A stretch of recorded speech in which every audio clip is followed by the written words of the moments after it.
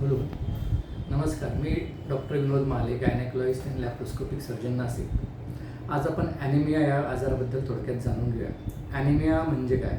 ॲनिमियाला साध्या मराठीत भाषेत जर बोलायचं गेलं तर रक्ताची कमतरता, आणि सायंटिफिकली जर बोलायचं गेलं तर हिमोग्लोबिनचं प्रमाण हे 10 किंवा 10पेक्षा जर कमी असेल तर अशा पेशंटला आपण ॲनिमिया असं म्हणत असतो. ॲनिमियाचं कारण काय हे आपण थोडक्यात जाणून घ्या. ॲनिमियाचं कारण सगळ्यात कॉमन कॉज म्हणजे न्यूट्रिशनल ॲनिमिया. म्हणजेच काय की आहाराची कमतरता, आहार तुमचा व्यवस्थित नसणे. जसं तुमच्या आहारात B12 कमी असणे, फोलिक ॲसिडचं प्रमाण जर कमी असेल तर ॲनिमियाची रिस्क ही वाढत जाते. त्याच्यानंतर ब्लड लॉस, जर रक्तस्राव जास्त होत असेल त्याच्यामुळे ॲनिमिया होत असतो. त्याच्यानंतर ऑटोइम्युन डिसऑर्डर किंवा लिव्हर, किडनी डिसीज असे जर आजार असेल तर अशा पेशंटमध्ये रक्ताचं प्रमाण हे कमी असतं.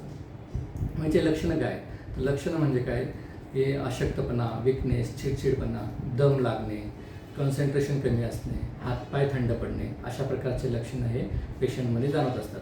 मग याचा इफेक्ट हा प्रेग्नन्सीमध्ये बाळावर सुद्धा होत असतो. बाळावर त्याचा परिणाम म्हणजे बाळाची वाढ व्यवस्थित होत नाही, त्याला आपण आयुजर असे म्हणत असतो.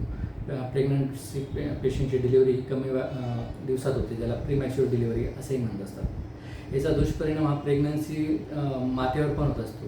म्हणजे त्याचं डिलिव्हरीच्या दरम्यान अतिशय रक्तस्राव होणे, त्याला आपण पोस्टपार्टम हेमरेज असे म्हणतो.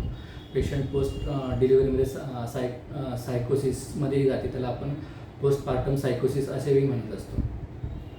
अशा प्रकारचे लक्षणं हे प्रेग्नन्सी पेशंटमध्ये दिसत असतात.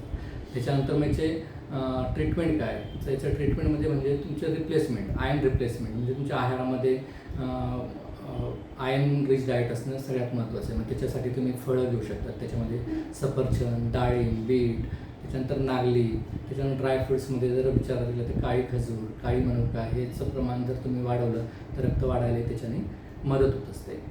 धन्यवाद.